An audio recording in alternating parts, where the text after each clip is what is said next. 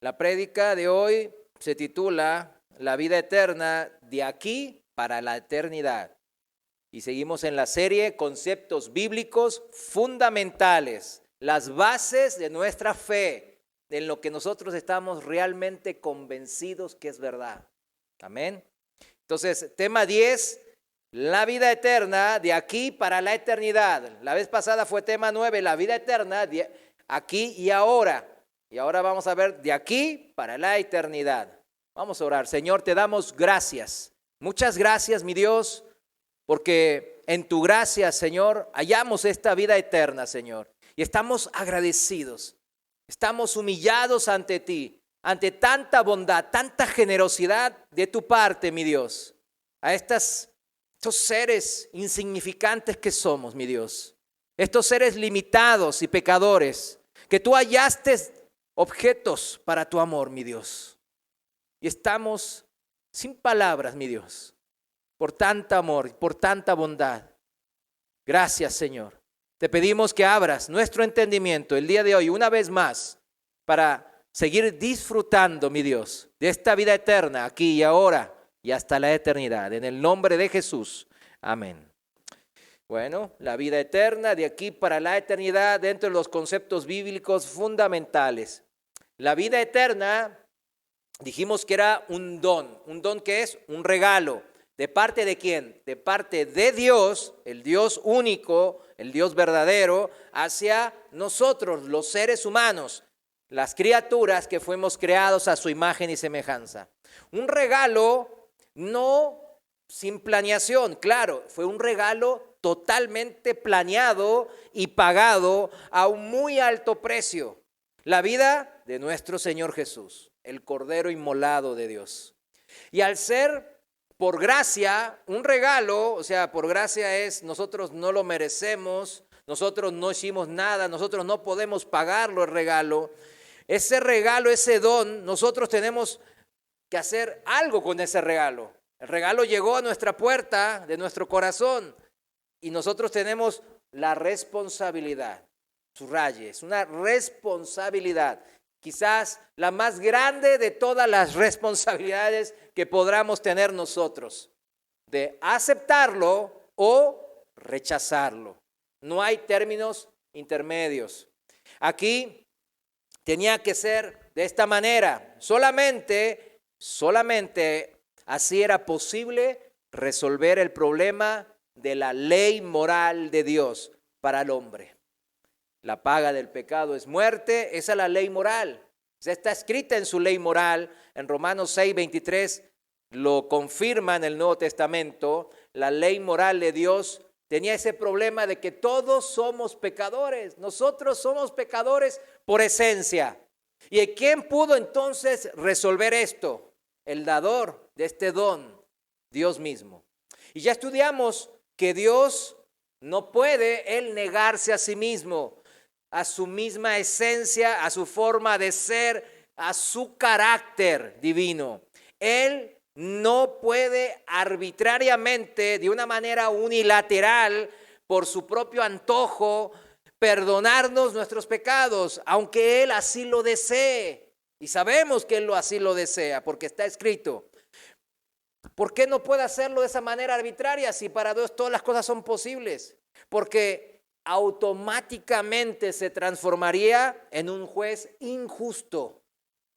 Y en él no hay atisbo de oscuridad, mis hermanos.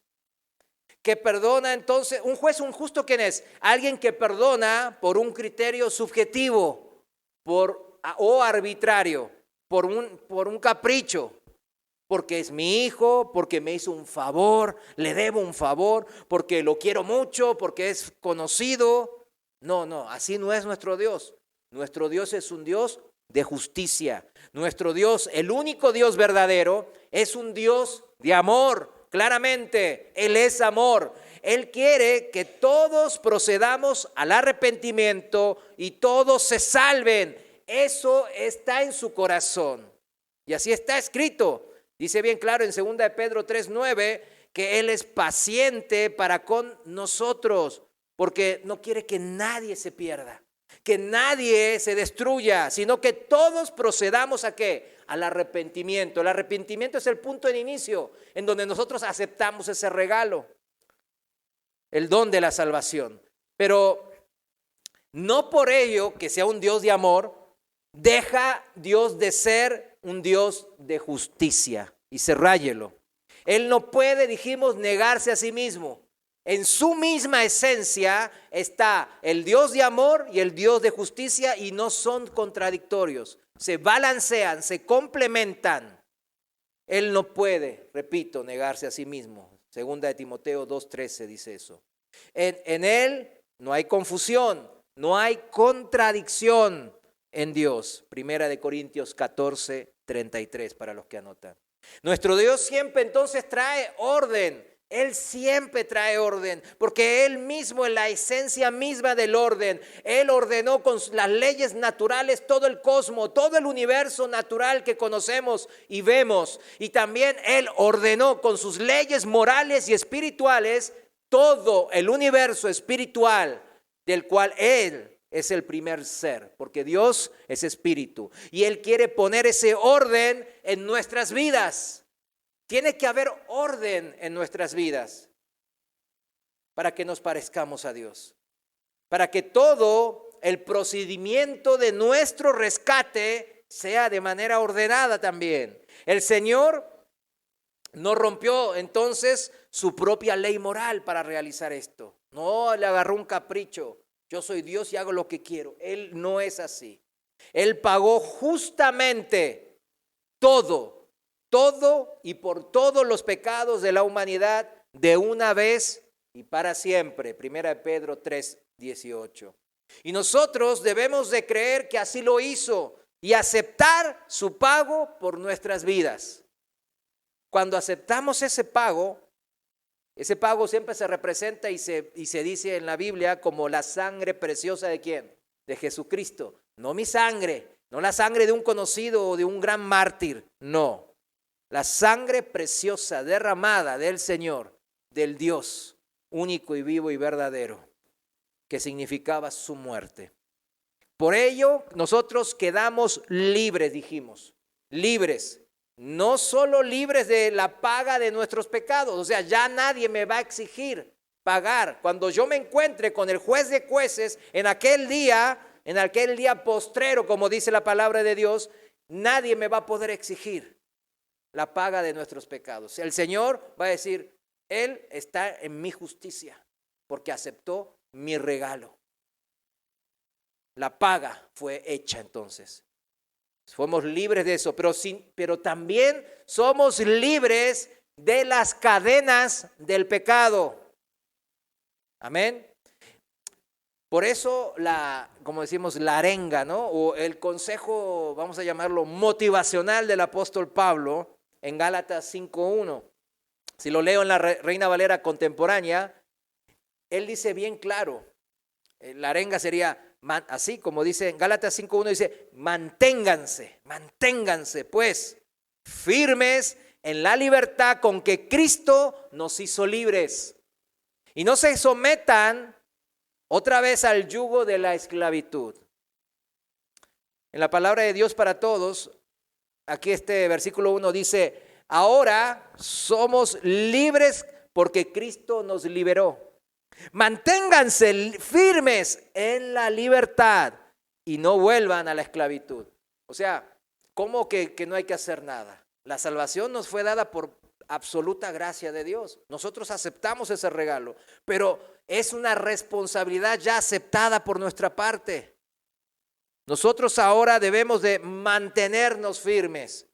¿En qué? En la libertad que hemos recibido. Y no volver a esa esclavitud.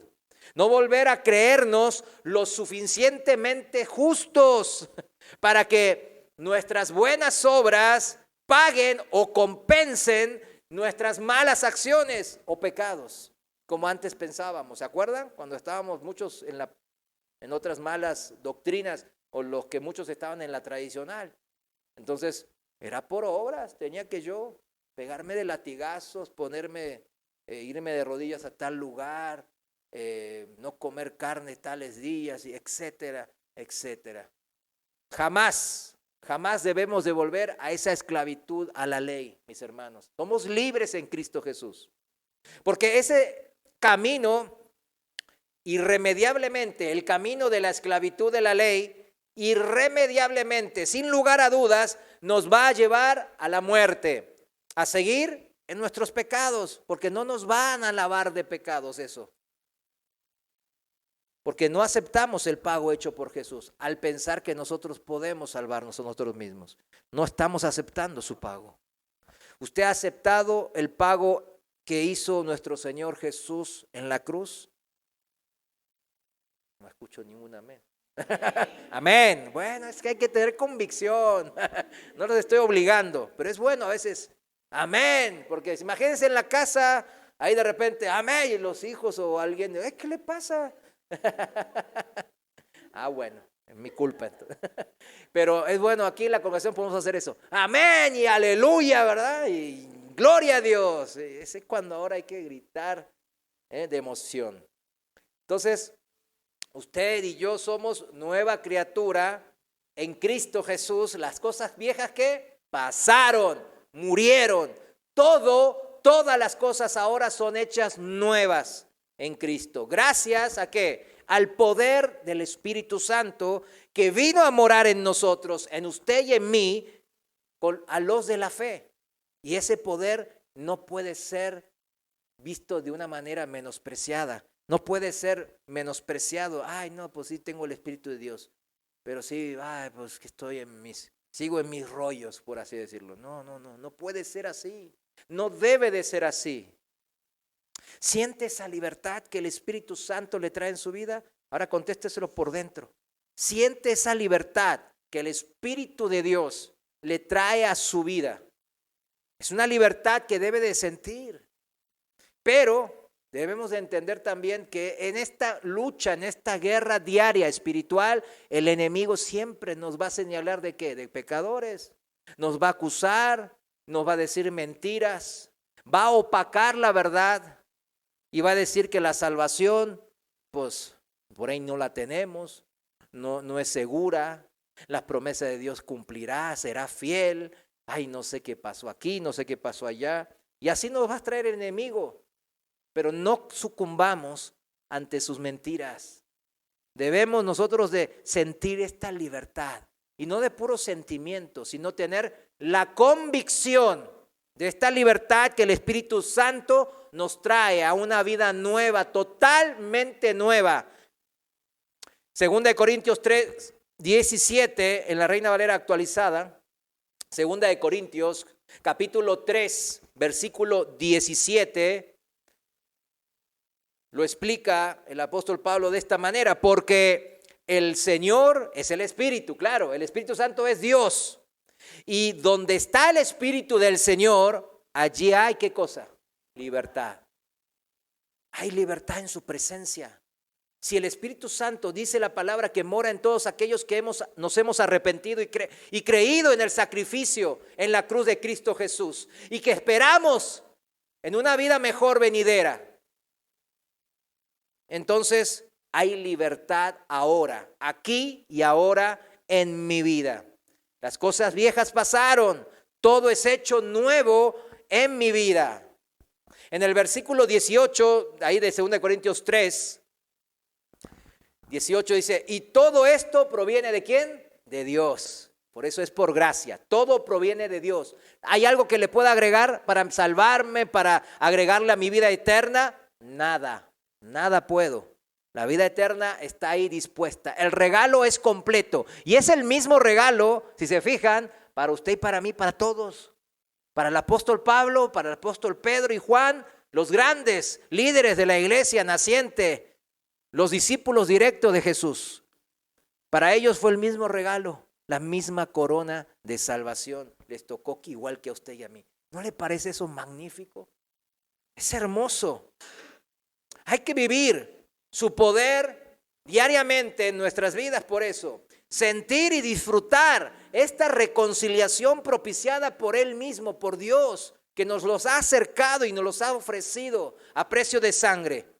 Para ello es imposible, mis hermanos, olvidar Y es muy importante destacar que este disfrute de nuestra nueva relación con el Dios vivo nunca puede ser minimizada e ignorada por nosotros mismos. No podemos ignorar esto.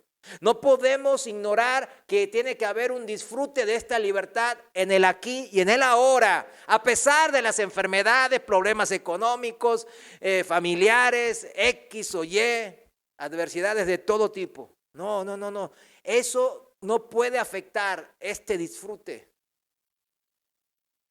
Cuando nuestras miradas, mis hermanos, están puestas en las cosas espirituales y no en las cosas de este mundo, podremos disfrutar plenamente la libertad que hay en la presencia del Señor, en la presencia de su Espíritu, como leímos en 2 Corintios 3. Hay muchas cosas, ¿verdad?, que afectan nuestro sentir, porque ciertamente somos seres sentimentales. O sea, dependemos de este corazón que fluctúa, varía de acuerdo al sentimentalismo. El sentimentalismo, esta es una pregunta que yo creo que ya yo la respondí, pero voy a recalcar. ¿Es bueno o malo? ¿Es bueno o malo los sentimientos? A ver, sí. ¿Es bueno o malo? Es bueno. Dios nos los dio para tener buenos sentimientos, porque Él tiene buenos sentimientos, buenos propósitos, buenas intenciones con nosotros. Y ese sentir de Dios, Él nos puso primero la capacidad también de poder sentir, para que también nosotros a su vez tengamos esas buenas intenciones, esos buenos propósitos con las otras personas y con Dios, claro. Pero la parte mala, el lado B del cassette, por así decirlo, es que esos sentimientos son traicioneros, engañosos muchas veces.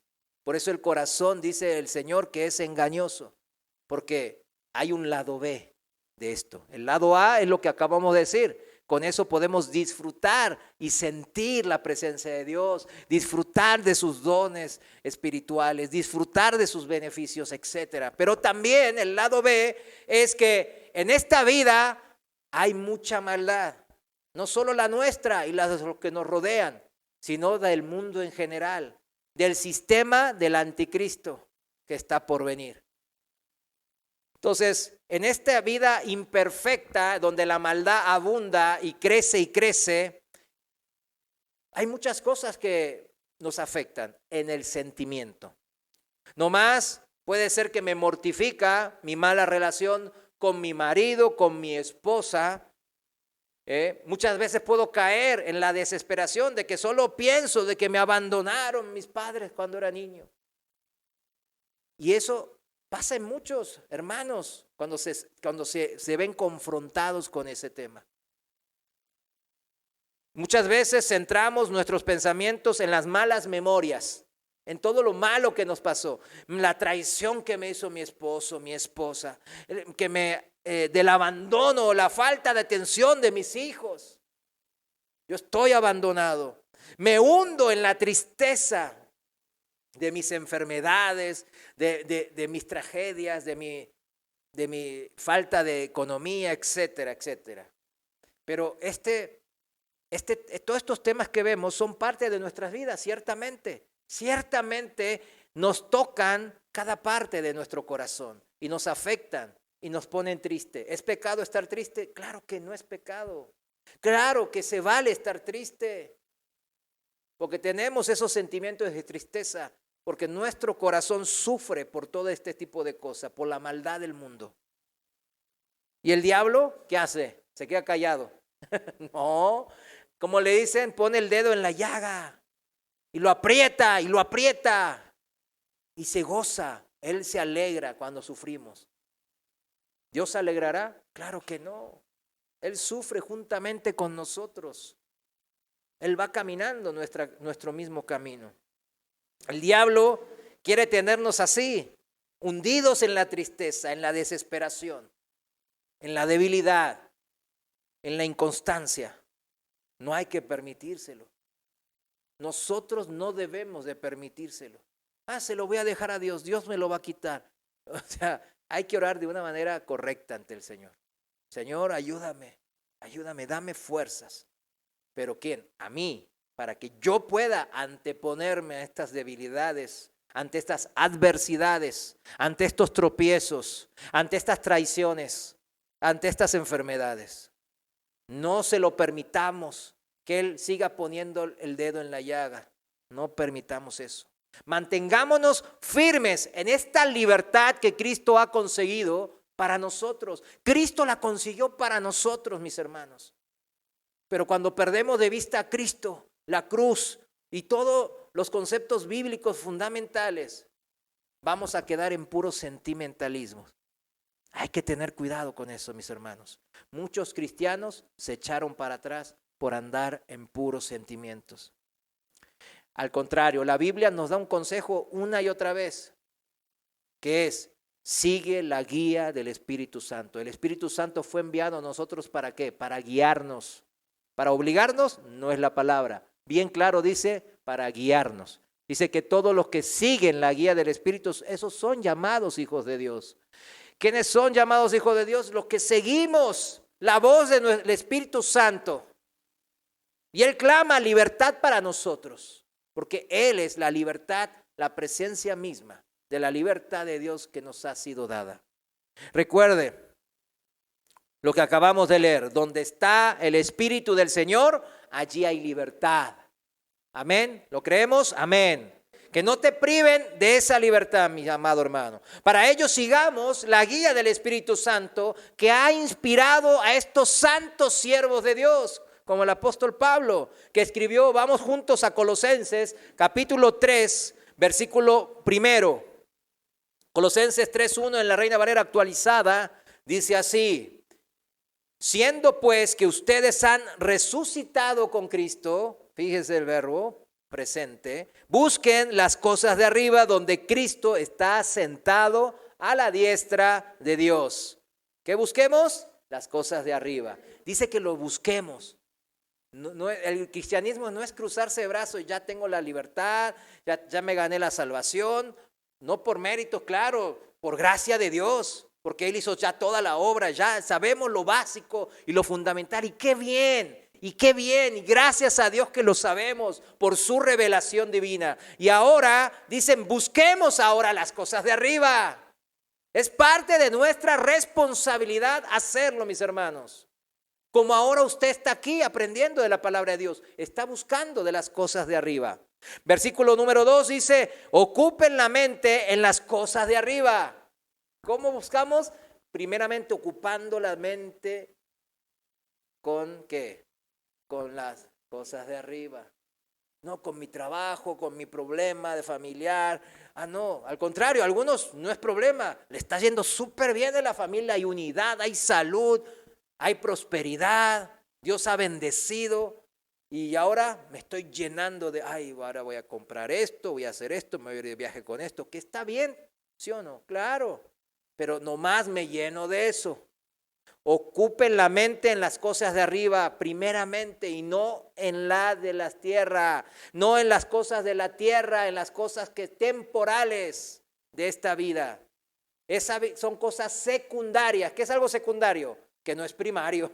¿Qué es primario? Las cosas de arriba. Pero para poder yo buscar las cosas de arriba, me tengo que llenar, dice la palabra, todo mi mente, o sea, mi ser interior, ¿en qué? En las cosas de Dios. Porque nosotros hemos muerto, porque han muerto y su vida está escondida con Cristo en Dios. Amén. Escondida, la palabra escondida aquí del griego, crupto con K. Y habla de esconder propiamente al cubrir algo. Esconder al cubrir algo, como si fuese con una sábana o algún papel o algo. Habla de encubrir, de ocultar, habla de hacerlo secreto. Nuestra vida está escondida con Cristo en Dios, dice la palabra aquí. Esto significa que si queremos saber y entender más de este regalo inmerecido que recibimos, ¿por hacer qué? Nada. pero por responder y aceptarlo, que significa arrepentirnos de nuestros pecados y ahora tener la convicción plena de que Cristo es todo y lo más principal en nuestra vida. Eso se trata el aceptar el regalo, o sea, lo tengo que decir en forma desmenuzada, pero después como, no, nomás yo ya creí ya, no. En la Biblia en ningún lado va a encontrar eso, en ningún lado, pero así lo enseñan ya en la mayoría de las iglesias. ¿Usted por qué cree que lo enseñan de esa manera? Porque no se quieren hacer responsables de estar firmes, de ocuparnos en las cosas de Dios, de poner nuestras miradas, de llenar mi mente en las cosas de arriba. No quieren esa responsabilidad. O sea, aceptaron quizás al principio y después, pues les gana los sentimientos, les gana el pecado, les gana el ofrecimiento del diablo de volver a su antigua vida. Debemos de conocer más de Dios, más de Cristo, mis hermanos, para poder nosotros estar firmes en Él. Pero aún así, mis hermanos, es imposible saber todo acerca de este regalo de la vida eterna. Mientras nosotros estemos en esta vida temporal, dice que está escondida con Cristo. O sea, no se puede entender a la plenitud, en un todo. Vamos a Romanos capítulo 11, como lo explica de una manera poética aquí el apóstol Pablo. Romanos capítulo 11, versículo del 33. La Reina Valera seguimos actualizada. Versículo 33 dice así la palabra de Dios, dice: oh profundidades de las riquezas, de la sabiduría y del conocimiento de Dios. Cuán incomprensibles son sus juicios e inescrutables sus caminos. Fíjense, incomprensibles son sus juicios. Incomprensibles en griego significa insondables, como está escrito en la Reina Valera original. Insondables, que no se pueden sondear, que no se puede explorar, examinar o indagar. Eso significa. Y después dice, o sea, estamos hablando de qué cosas: las riquezas de la sabiduría, del conocimiento de Dios. Entre ellos, entender a plenitud, ¿qué cosa? El plan de Cristo, el plan de salvación, la vida eterna. Esos conceptos en su totalidad, especialmente la vida eterna, está escondida con Cristo, dice, en cierta manera. ¿Por qué? Porque son muy profundos. La sabiduría y el conocimiento de Dios. Por eso son incomprensibles sus juicios, insondables e inescrutables sus caminos. Inescrutables del griego que no se puede rastrear. Que no se puede rastrear. ¿Recuerdan el pasaje de Isaías 55, 8 y 9? Que dice que los pensamientos y los caminos, o sea, los planes de Dios, del Señor, comparados con los nuestros pensamientos y nuestros planes, tienen una diferencia tan abismal como el cielo y la tierra. O sea, no puede ser comparables. Y esto deja bien claro de que hay que parar de argumentar contra Dios. ¿Cómo les fue a los profetas y a los personajes bíblicos que argumentaron contra Dios? Les fue no tan bien, por decirlo eufemísticamente. Les fue muy mal. En el versículo 34, volviendo a Romanos 11, versículo 34 dice así: porque ¿quién entendió la mente de Dios, del Señor? ¿O quién llegó a ser su consejero? Está citando a Isaías. ¿O quién le ha dado a él primero para que sea recompensado por él, por Dios? Está citando a Job ahora. O sea, está diciendo aquí, hay un mosquito. Perdón. Yo no estoy colando el mosquito, dice.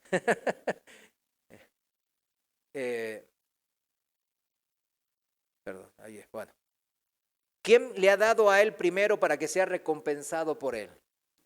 ¿Quién tiene a Dios? Esto significa, ¿quién tiene a Dios como su deudor?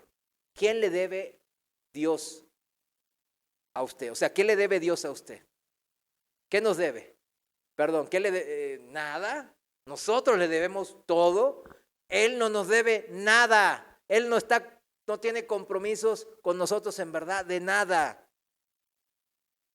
¿Verdad que nadie le debe? ¿Dios le debe a alguien de nosotros? A nadie.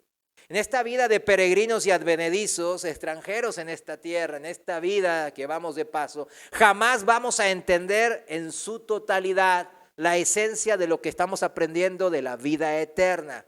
En su totalidad, no.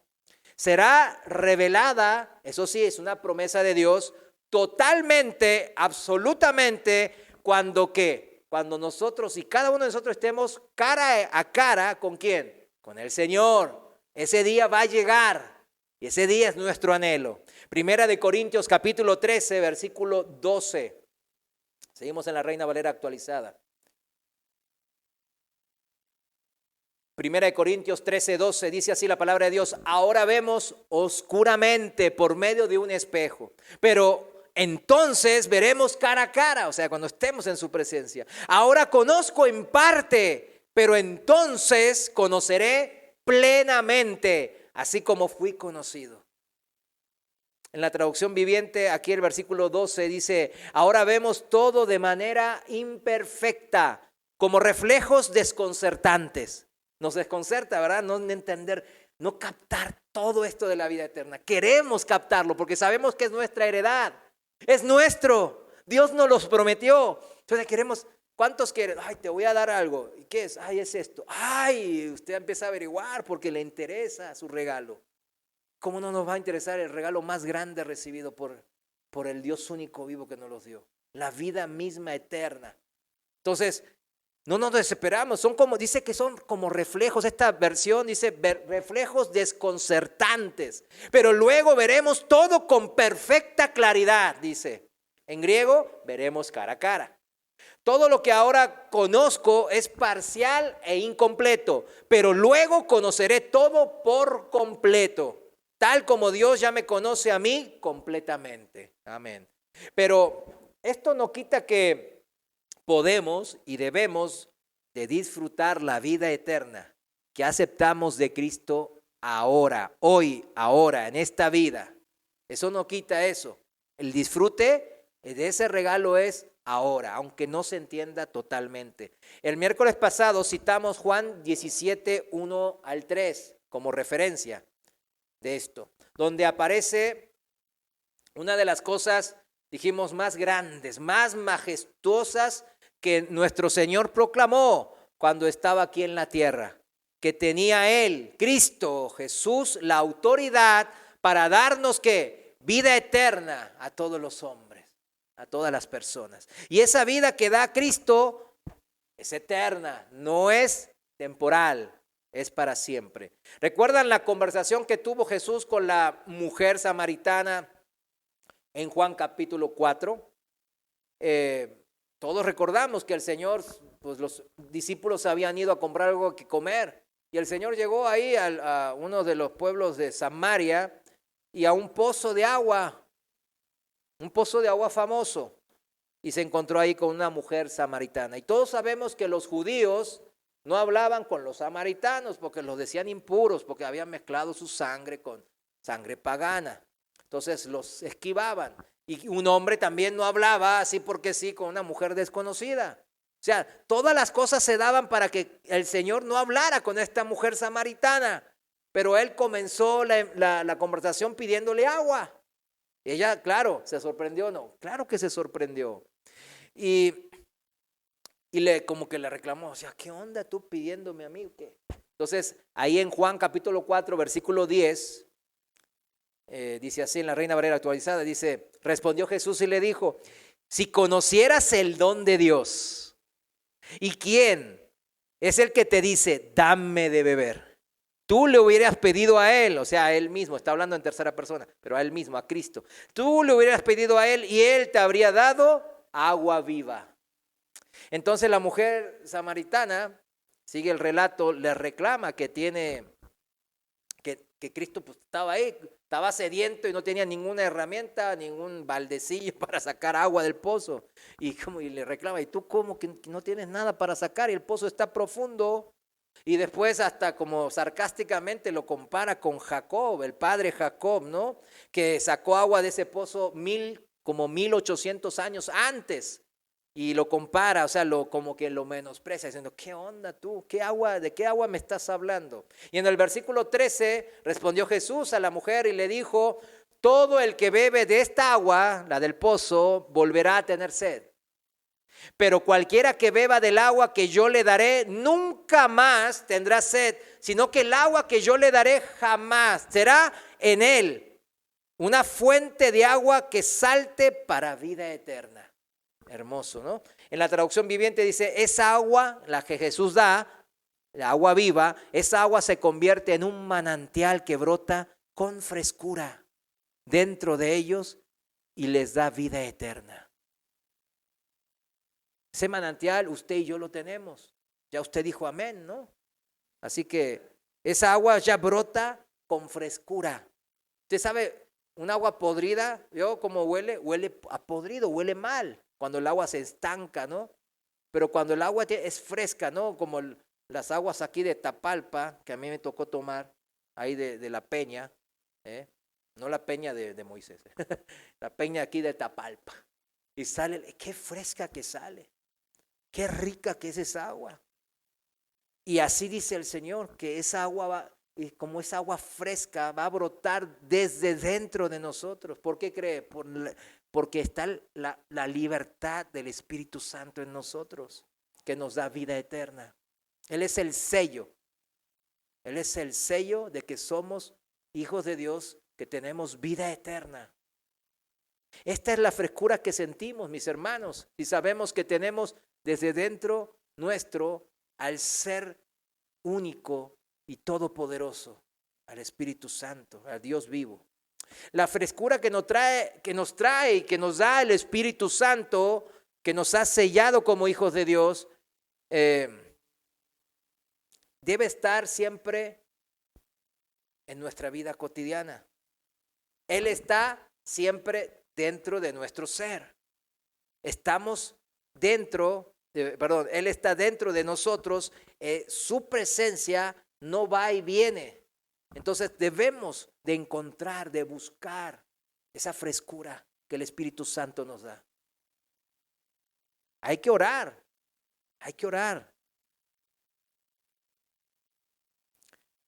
El Señor sabe que fuera de Él nada podemos hacer. Alejados de Él solo hay oscuridad. Entonces Él siempre nos quiere cerca en su presencia, disfrutando de esta nueva vida, la vida en abundancia, la vida de frescura con aguas vivas que emanan desde dentro nuestro, dice. La palabra de Dios representa ir al cielo cuando mueran. Esto lo aprendimos la vez pasada, lo quiero volver a decir. ¿Se acuerdan cuando todos decimos, voy al cielo cuando muero? Y eso es bíblico. ¿Vamos a ir al cielo cuando muramos? Claro, por nuestra fe.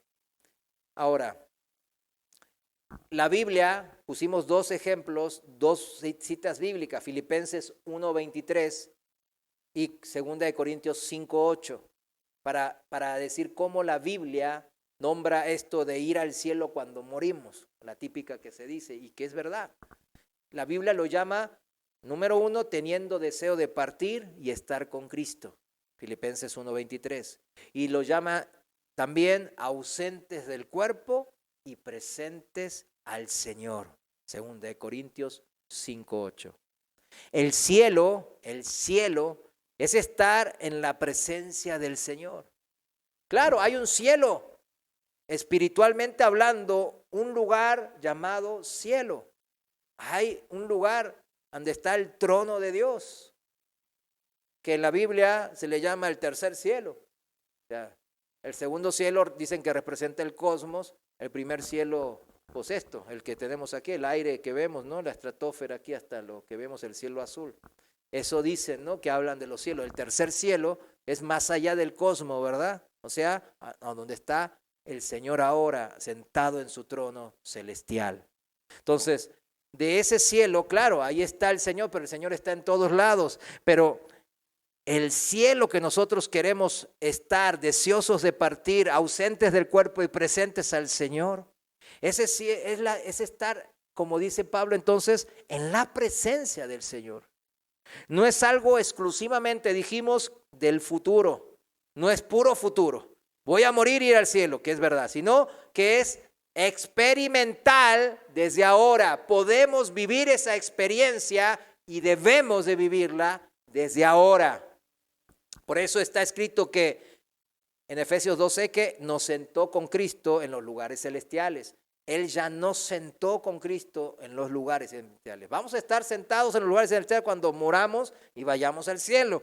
Pero podemos estar en su presencia sintiendo y disfrutando de esas aguas vivas que emanan de nosotros. Y por eso sentir que estamos como sentados ya en los lugares celestiales junto a Cristo. No estamos todavía entonces en esos lugares sentados, pero podemos disfrutar de su presencia como si fuesen los lugares celestiales, que es como probar un pedacito de cielo, disfrutar de ese cielo desde nuestra conversión, compartir, mis hermanos, de este cielo porque estamos disfrutando de la vida que nos comparte el mismo Señor. Amén. ¿Lo está haciendo así? El potencial, mis hermanos, que tiene la vida eterna es sin fin. El potencial. O sea, las expectativas que debemos de tener de esta vida eterna, ¿cómo es? Sin fin. O sea, no tienen límites. ¿Por qué? Ni el poder de Dios tiene límite, ni la imaginación de Dios tiene límite, ni las ganas de Él de satisfacer nuestra imaginación y que disfrutemos y nos gocemos en su presencia tiene límites. ¿Cuánto usted quiere agradar a su hijo? Lo mejor posible. ¿Cuánto quiere alegrarlo? Lo más posible. ¿Y usted quiere que Dios es más malo que nosotros? Claro que no. Él lo más posible quiere en la vida venidera que disfrutemos al tope. Y en esta vida también, claro. En la limitación de ¿qué? De nuestro cuerpo, de nuestra carne, ¿verdad? Y del mundo caído que nos rodea. En esa limitación. El poder, entonces, el potencial que tiene la vida eterna es sin fin. Por eso lo quiero recalcar porque esa es nuestra esperanza. Si nuestra esperanza es eso, tenemos que entender lo mejor posible dentro de que no podemos entender y vemos como un espejo todo este tema. Debemos de entender, mientras más sepamos, mejor es. Mientras más conozcamos, va a ser mejor y nuestra esperanza se va a afianzar. Nuestra convicción se va a solidificar. La vida eterna, mis hermanos, dijimos que como la vida física, la vida que tenemos en esta vida, no es algo estático. La vida físicamente tampoco es estática, cambia, va generando, va evolucionando en todo sentido. Fíjese, un bebé tan pronto como nace tiene vida física, pero en las semanas, meses y años que tiene por delante, ese bebé tendrá que aprender a desarrollar su potencial.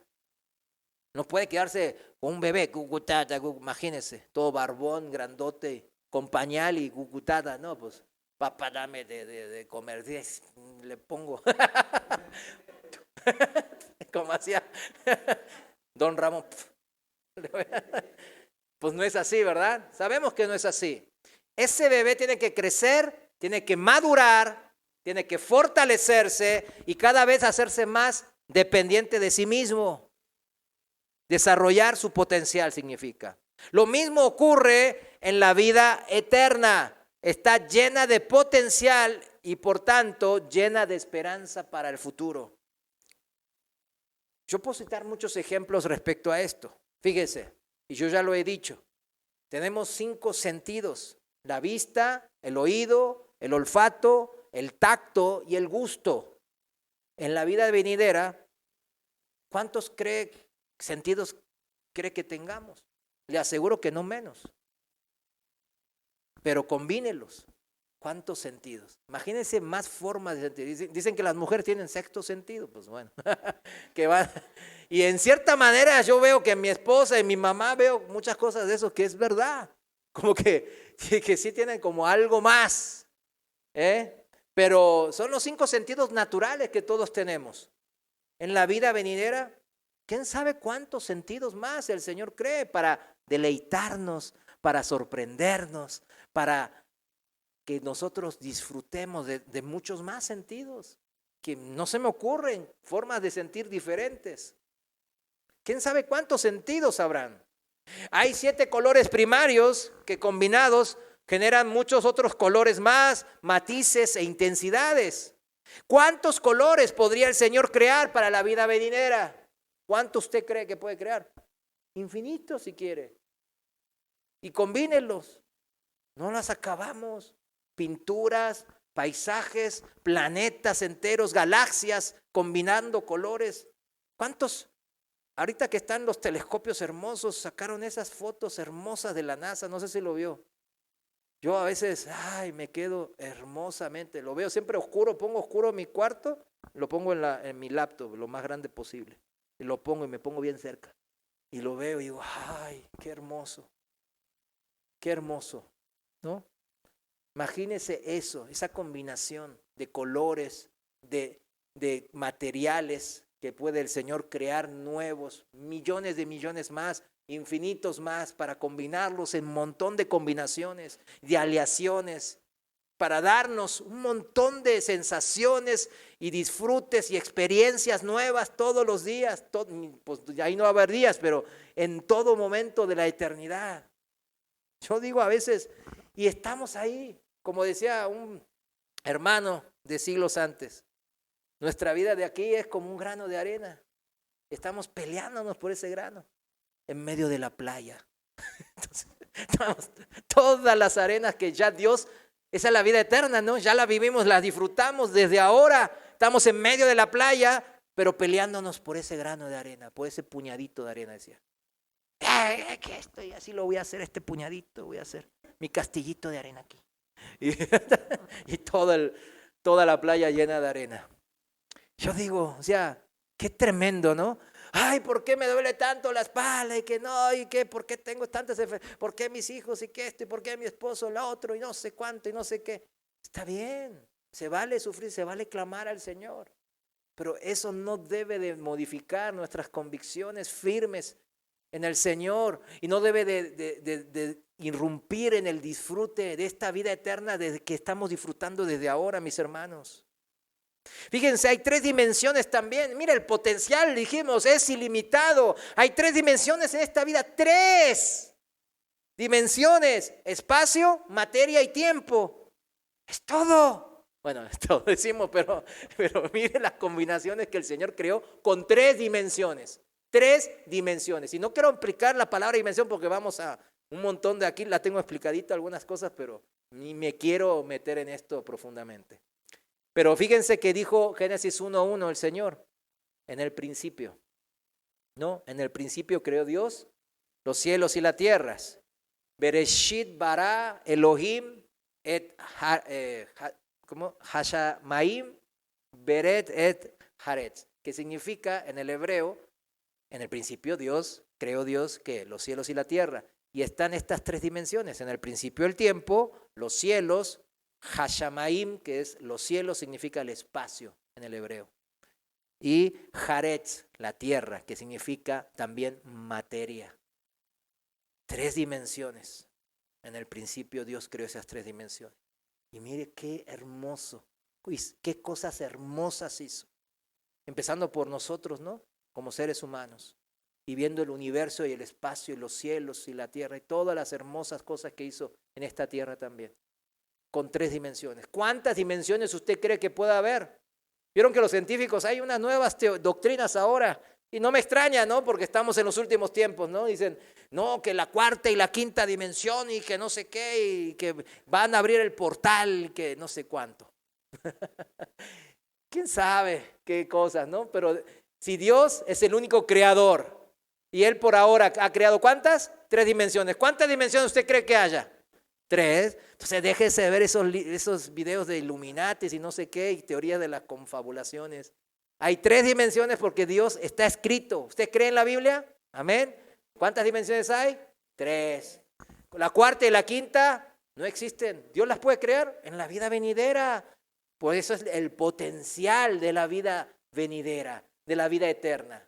Yo creo que Dios nos va a sorprender. Él nunca nos va a decepcionar. Él siempre va a ir sobre más de nuestra imaginación. Si nuestra imaginación llega a 1 millón, Él va a 5 millones. Si llega a 10, a 5, Él se va a 10 millones. Y así hasta el infinito, sin límites.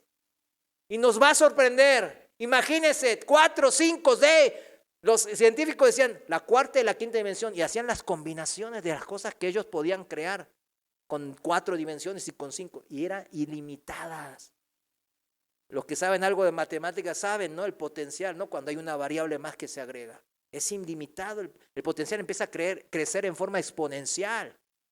Eso es lo que nosotros debemos de entender. Imagínense en la vida venidera. Pero la gente se imagina, no, vamos a estar en una nubecita, aburridos, cantando alabanzas, viejitas, himnos. Y canto mal encima, dice. O sea, yo digo, ¿usted piensa que va a seguir cantando mal allá? Va a estar el arcángel, quién sabe quién, ahí enseñándole, dándole clases. Ni la va a necesitar porque su cuerpo glorificado, híjole, va a querer unas cuerdas angelicales seguramente. Y hasta usted se va a sorprender. Pero yo digo, o sea, podemos estar aquí hablando de este potencial de Dios de la vida venidera. Y es bueno, porque Él dice que pensemos en las cosas buenas del Señor. Y el potencial ilimitado que Él nos ofrece, es bueno saberlo y eso aliviana y nos saca de mirar las cosas de esta tierra. Incluye las enfermedades, los problemas, ya, no es el centro eso. Amén. ¿Cuántas dimensiones? Ilimitadas. Y así nos podríamos ir con un larguísimo listado de variables que son ilimitadas en la vida venidera. Híjole, o sea, póngase a veces a hacer un ejercicio así en su vida, así, ay, me siento mal, pero de repente empieza a imaginar cosas así. Híjole. Pero ni hace falta imaginarlo por venir. Dice que Él mirando nomás el cielo y la luna y las estrellas, nosotros nos maravillamos. A mí me alcanza y me sobra. Nomás el problema es que ahora pues la contaminación no nos deja ver el cielo, la luna y las estrellas bien. Pero bueno, el otro día hubo un eclipse, ¿no? Qué bonito, ¿no? Pues yo no lo vivimos aquí, pero pude verlo en el YouTube, ¿no? Y se veía bien bonito que se veía. Aquellos que hemos recibido la vida eterna, somos exhortados en la palabra de Dios a echar mano de la vida eterna. Por eso estamos ahora tratando de echar un poquito más, de comprender más. En 1 Timoteo 6:12, así dice la palabra, pelea la buena batalla de la fe. Peleamos esta vida, peleamos, no nos rendimos, peleamos con valor por nuestra fe, que es hermosa. Echa mano de la vida eterna a la cual fuiste llamado y confesaste la buena confesión delante de muchos testigos. Fíjense, igual que un joven que tiene potencial, estamos hablando de eso, ¿no? Para llegar a convertirse en un atleta. Ay, se va a convertir en un futbolista. Hay que animarle para que no eche a perder su don, sino que lo explote al máximo. Hay gente que son bien buenas en matemáticas. Yo era bueno en matemáticas, pero no me gustaban. Pero había uno, me acuerdo en la secundaria y en la prepa, había uno que nunca estudiaba y y sacaba los cálculos así rápido. Yo ya lo he dicho alguna vez. Así, o sea, le decía cualquier número por multiplicado y dividido tal, menos tal. Y él, así como se lo decía, él lo digería y nos decía la respuesta. Yo decía, wow. O sea, ¿y él qué tenía que hacer? Desarrollar ese potencial al máximo, porque es un don natural que le dio el Señor. ¿Quién se lo dio? El Señor, para que lo desarrolle, para que lo use para bien. Pero bueno, este amigo sabe que ni lo desarrolló, quedó en las drogas y quedó bien mal. Le digo por eso. Fíjese, volviendo al caso del atleta, él tiene que desarrollar por eso ese potencial. Dios se lo dio el don, el talento natural, y él lo tiene que explotar al máximo. Cuanto más corra el atleta, más desarrolla su corazón, sus pulmones, sus músculos y su respiración. ¿Sí o no? Y cuanto más desarrolla todo su aspecto físico, más disfruta correrlo. Y más disfruta de ese don que le dio. ¿Sí o no? Es lo mismo. Lo mismo en nuestro entrenar espiritual. Como hoy vinimos aquí a aprender del Señor. Es lo mismo, mis hermanos. Debemos desarrollar también el músculo espiritual. Los dones del Espíritu Santo. Hay hermanos que ni saben qué don tiene. Y no se avergüence si no sabe, dígalo. Ay, quiero que oren por mí porque todavía no sé qué don tengo. No sé qué, yo creo que es este, pero Señor, ayúdame, Señor, y póngalo, expóngalo. No tenga vergüenza. Debemos de entrenar nuestros músculos, nuestros dones espirituales, así como el atleta en lo natural. Primera de Timoteo 4:7. Primera de Timoteo, capítulo 4, versículo 7, en la traducción viviente, lo voy a leer. Dice, no pierdas el tiempo discutiendo sobre ideas mundanas y cuento de viejas. En lugar de eso, entrénate para la sumisión a Dios, dice esta traducción. En la Reina Valera dice, ejercítate para la piedad. Subraya ejercitarse.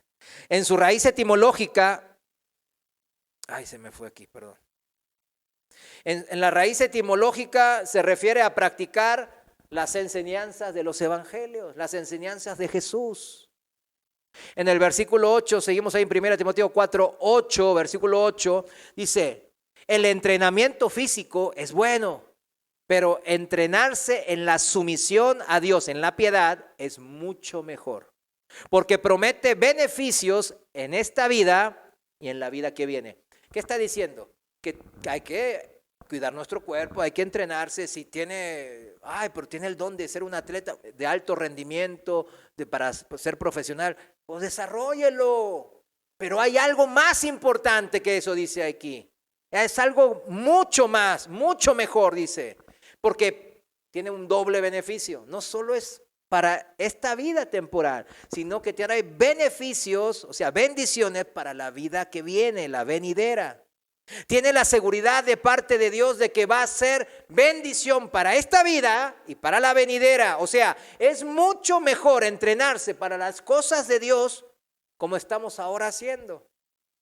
Si volvemos a 1 Timoteo 6:11, ahora lo voy a leer en la traducción viviente, un versículo antes del 12. Ahí el versículo 11 en la traducción viviente dice, pero tú, Timoteo, eres un hombre de Dios. Así que huye de todas esas maldades. Aquí las maldades, se está hablando del contexto previo, es la avaricia, ¿no? La codicia por el dinero, el amor al dinero, que es raíz de todos los males. Dice, huye de todo eso, del afanamiento, de estar nomás viendo por las cosas de este mundo. Huye de eso, de esas maldades. En cambio, ¿qué? Entrénate que en las enseñanzas del evangelio. Dice, fíjense cómo dice, ahí seguimos leyendo en la traducción viviente el versículo 11. Persigue la justicia y la vida sujeta a Dios, o sea, de piedad, junto con la fe, el amor, la perseverancia y la amabilidad. Todo eso resumido es lo que Miqueas dice. Ama justicia, haz misericordia y humíllate ante tu Dios. O sea, es lo mismo. Es el mensaje de los evangelios. Haga lo que yo hago, dice Jesús.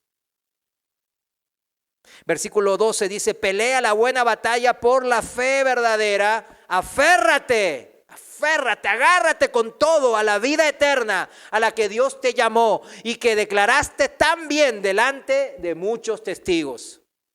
Esta vida piadosa es muchísimo mejor porque promete beneficios en esta vida y ciertamente los da aquí y ahora y en la vida que viene, en el futuro, en el cielo.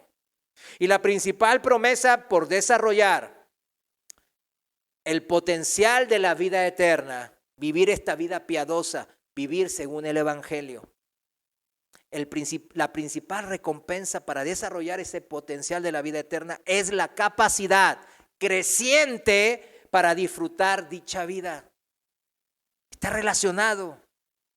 ¿Cuánto disfrutas la vida eterna aquí y ahora? Hay que empezar, hay que hacer una revisión de mi corazón. Porque muchas veces nos ganan los sentimientos, mis hermanos. No debe de ser así. El Señor no es ajeno a nuestros sentimientos. Él está pendiente de nuestros sentimientos. Pero si nosotros nos aferramos a nuestros sentimientos, pues el Señor, ¿qué va a hacer? Nos va a decir, vente aquí, ¿eh? No, Él no obliga a nada. Él nos va a decir, híjole, le di las escrituras, le puse al pastor y al hermano ahí al lado para que le diga que no se aferre, que los corazones engañosos y bla, bla, bla. Y no, y ahí sigue aferrado a los sentimientos. Y yo le estoy diciéndote que te aferre a la vida eterna, a la que Dios nos llamó. ¿Por qué te aferras tanto a los sentimientos? A que tienes menos que el otro, a que el otro es pagano y que él parece que disfruta la vida más. Y yo aquí como cristiano, sufriéndola. ¿Y qué dice el Señor? Ya déjate de aferrar a tu corazón y aférrate a la vida eterna a la que Dios te llamó. Amén. Esa es nuestra principal recompensa, mis hermanos. Lo principal de nuestra herencia eterna, que es que Cristo nos la regaló, es la capacidad de disfrutar de dicha herencia, de la vida eterna, porque disfrutamos de la relación que hay con el Señor, que está en mí, que mora en mí. Amén. Pero hay cristianos que, habiendo conocido de las bondades de Dios, por eso son cristianos, porque conocieron de las bondades de Dios, quieren seguir haciendo de las suyas, vamos a llamarlo así. Quieren seguir disfrutando de las cosas del mundo primeramente, en vez de secundariamente, y ver por la justicia del reino de Dios. No, eso no está en sus prioridades. Está en sus prioridades, sí, pero secundariamente. Ese tipo de cristianos generalmente son mal enseñados. ¿Cuántos estuvimos en malas doctrinas? ¿Verdad? Otros, al enfrentarse a la sana doctrina, se apartan, no la soportan. Sus pensamientos siguen siendo más altos que los de Dios. No aguantan la sana doctrina, como dice la palabra. Y piensan que tienen ellos mejores caminos que el camino de Dios. ¿Cuántos hermanos aquí en la congregación ya se han apartado? Hacemos una lista y yo lo he dicho, son más hermanos que se han apartado de los que vienen. Y así me pasó también en Colinas y en Tabachines y en Mesa Colorada. Es igual. No es que aquí son más perversos, es igual en todos lados. Y es triste, mis hermanos, cada vez que pienso en esos hermanos, porque oramos, y los puedo citar de nombre y apellido a muchos aquí. Es una tristeza, mis hermanos, porque ellos no están disfrutando la vida eterna, y muchos de ellos ya hasta agarraron el regalo y lo tiraron a la basura. Renegaron. Y el Señor dijo que era mejor a no haber conocido entonces de las bondades de Dios que rechazarlo. Es como la puerca que se vuelve a revolcar, dice, al lodo, o el perro que vuelve a su vómito. Qué palabras duras del Señor. Porque es duro, muy duro es su corazón, que sigue pensando que ellos tienen pensamientos mejores que los de Dios, sus planes son mejores que los de Dios, se la creen más que Dios. La palabra de Dios tiene una advertencia para este tipo de cristianos carnales, yo les digo. Gálatas capítulo 6, versículo 7. Gálatas 6, 7, dice así, en la Reina Valera actualizada.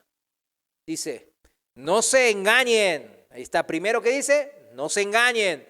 Dios no puede ser burlado. Todo lo que el hombre siembre, eso mismo cosechará. Porque el que siembra para su carne, de la carne cosechará corrupción. O sea, cosechará algo corrompible, algo que se va a podrir, algo que se va a romper, algo que se va a envejecer, que es debilitar o destruir. Sobre eso, todo lo que en esta vida nomás estamos primeramente viendo por estas cosas de esta vida, todo tiende a cosechar corrupción, dice la palabra, porque todo eso se va a perder, nada nos vamos a llevar. Pero el que siembra para el Espíritu, para las cosas de Dios, del Espíritu cosechará ¿qué? Vida eterna. Y esta es una característica de los hijos de Dios, que estamos firmes, aferrados a esa vida eterna, no a los sentimientos o al corazón o a las cosas de esta vida. Estamos aferrados a Cristo. Por eso, ¿qué hacemos? Sembramos para el Espíritu y del Espíritu vamos a cosechar vida eterna. Volviendo a la analogía del atleta, mis hermanos, por supuesto que sabemos que un entrenamiento serio es exigido a los atletas de alto rendimiento, a los profesionales que vemos. No están jugando, por ejemplo, al fútbol o al béisbol, ahí profesionalmente les pagan mucho dinero para hacer eso. No es porque se la pasan ahí durante la semana. No, están entrenando duro. Tienen talento natural, pero también entrenan duro, porque hay muchos con talento también. Es necesario y es una exigencia la disciplina, el sacrificio, una unidad, un convencimiento del propósito y un arduo trabajo, claro. Y si el atleta espera ganar un premio en el campeonato, tendrá que guardar también las reglas del juego. Sí lo sabe, ¿no?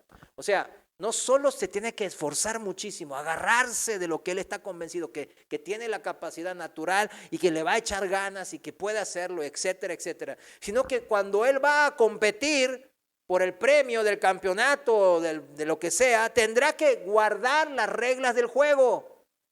Sí lo va a tener que hacer. Si no respeta las reglas, no va a perder la vida, claro, pero seguro que no ganará ningún premio. ¿Se imagina?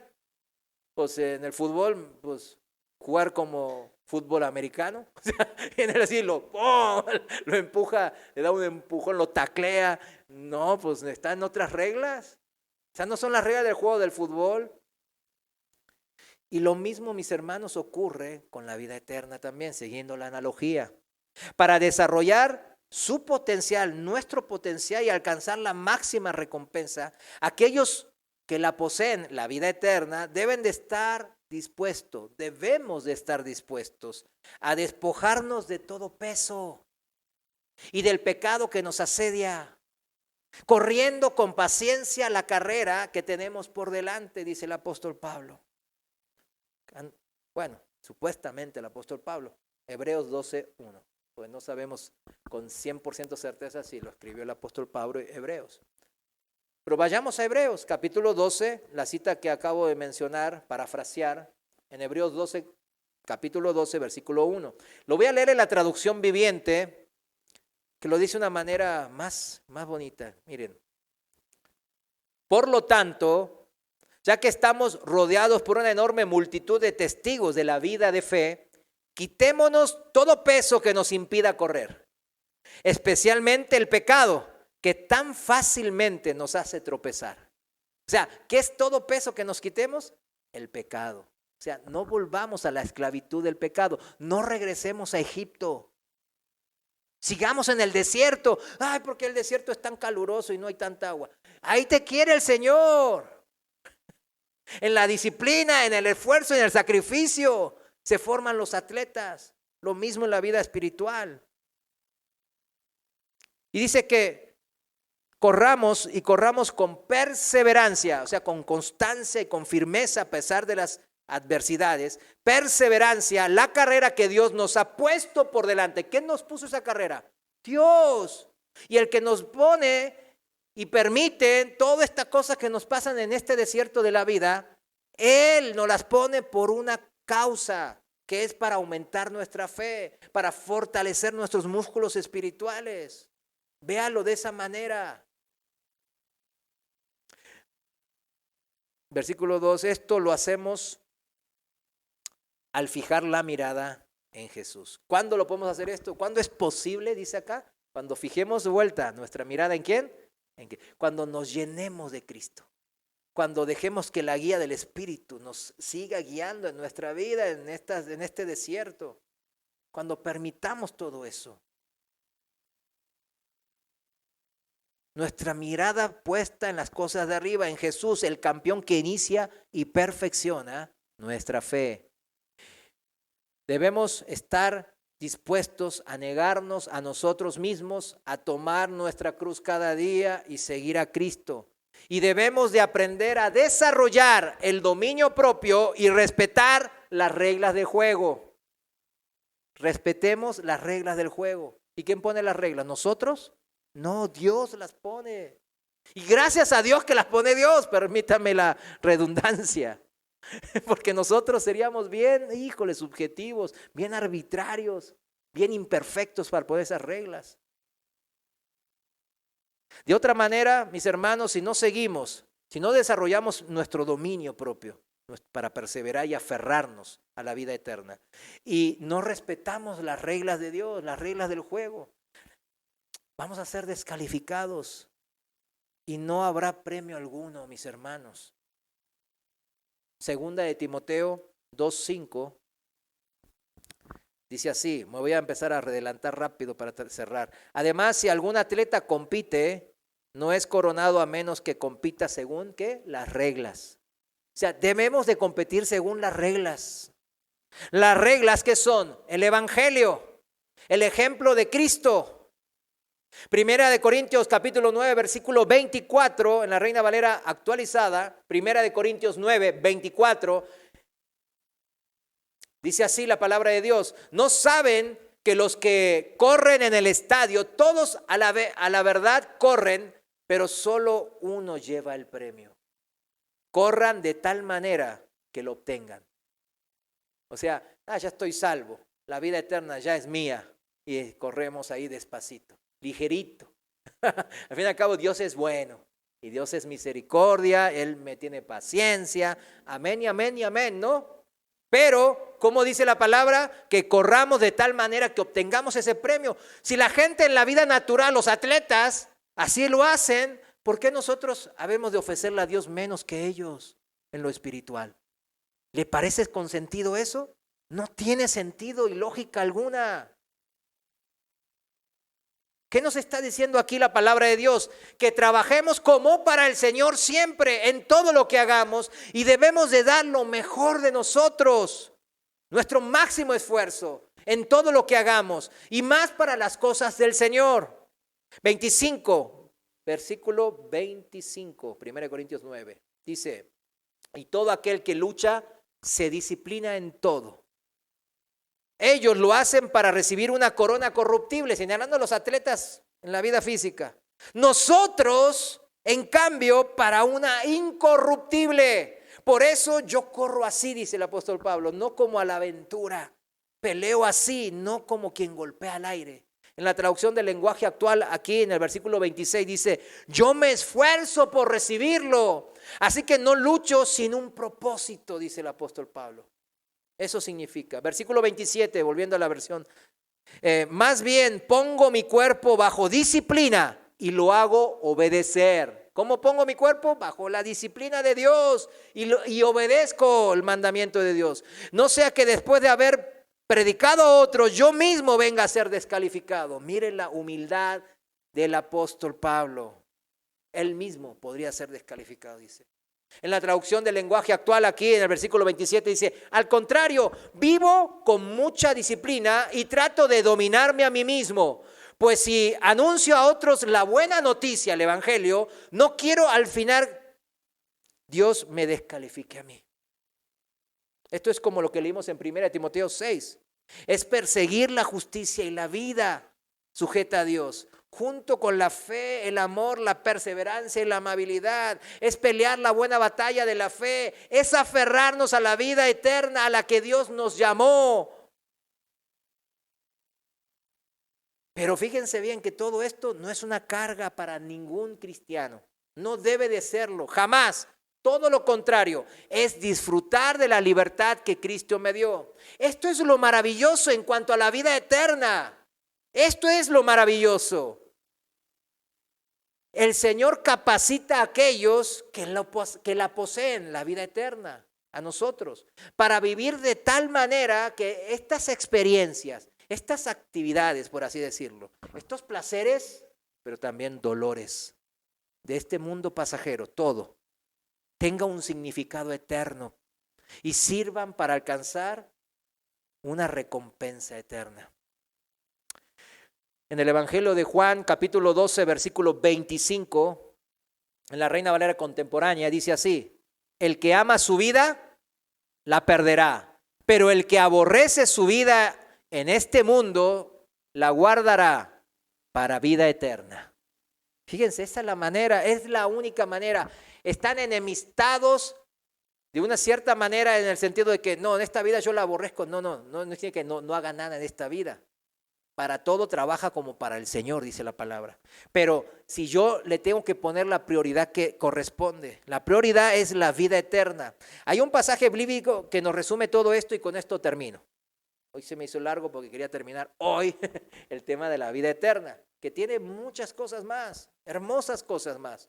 Pero hay un pasaje bíblico que resume todo esto, que de nuestra parte, de lo que debemos de hacer para alcanzar la corona de la vida eterna, que ya nos fue regalada para permanecer.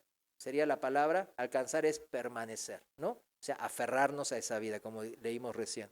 Vamos a todo junto y con esto sí termino. Segunda epístola de Pedro, capítulo 1, versículos 5 al 11. Todos conocemos bien este pasaje. Yo le pido siempre a los hermanos que este pasaje se lo memorice. O sea, es memorizable, fíjense, es memorizable. En la traducción del lenguaje, lo voy a leer en la traducción viviente.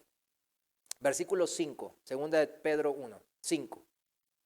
En vista de todo esto, fíjense, esfuércense al máximo, ahí está de vuelta, por responder a las promesas de Dios, complementando su fe, o sea, la fe se va complementando, añadiendo, ¿no? Con una abundante provisión de excelencia moral, que sería virtud, ¿no? En la Reina Valera. La excelencia moral con conocimiento de Dios. El conocimiento con control propio, o sea, dominio propio. El control propio con perseverancia, que significa paciencia. La perseverancia con sumisión a Dios, o sea, la piedad. ¿Qué es la piedad? Ya lo vimos hoy. Es la sumisión, el subordinarme a las enseñanzas del Evangelio y seguir el ejemplo de Cristo, ¿no? Esa es la piedad, ¿no? La sumisión a Dios, dice aquí, ¿no? Esta versión. Con afecto, añadirlo con afecto fraternal. Y el afecto fraternal con amor por todos. Versículo 8. Cuanto más crezcan de esta manera, más productivos y útiles serán en el conocimiento de nuestro Señor Jesucristo. Pero los que no llegan a desarrollarse de esta forma son cortos de vistas o ciegos y olvidan que fueron limpiados de sus pecados pasados. Así que, amados hermanos, esfuércense, otra vez esta palabra, esfuércense por comprobar si realmente forman parte de los que Dios ha llamado y elegido. Hagan estas cosas y nunca caerán. Promesa de Dios, amén. Y otra promesa que da esperanza, versículo 11. Entonces, dice, Dios les dará un gran recibimiento en el reino eterno de nuestro Señor y Salvador Jesucristo. ¿Cuántos queremos queremos este grande recibimiento? Póngase de pie. Póngase de pie, vamos a orar. Señor, gracias te damos, porque este gran recibimiento que tú nos prometes, mi Dios, inmerecido, pero prometido, en el cual, Señor, estamos agradecidos. Por eso, tu palabra dice que nos esforcemos, que nos aferremos a esta vida eterna, que es un don, un regalo que ya hemos recibido por fe. Y te damos gracias, Señor. Es un regalo no temporal, eterno. Y estamos confiados, aunque el enemigo nos sopla y nos dice que no es eterno, que por ahí no somos partícipes de ellas. Pero nosotros estamos seguros, mi Dios. Por eso estamos hoy aquí. Gracias te damos, Señor, esperando en ese recibimiento, en verte cara a cara, mi Dios. Pero mientras tanto seguimos en tu presencia, lo más cerca a tu Santo Espíritu y a la palabra que nos has revelado, mi Dios. Señor, ayúdanos a seguir firmes, perseverando, agarrados en esta vida eterna al Evangelio de la piedad. Dice tu palabra en 1 de Juan, capítulo 5, versículo 11. Y este es el testimonio, que Dios nos ha dado vida eterna. Y esta vida está en su Hijo. El que tiene al Hijo tiene la vida. El que no tiene al Hijo de Dios no tiene la vida.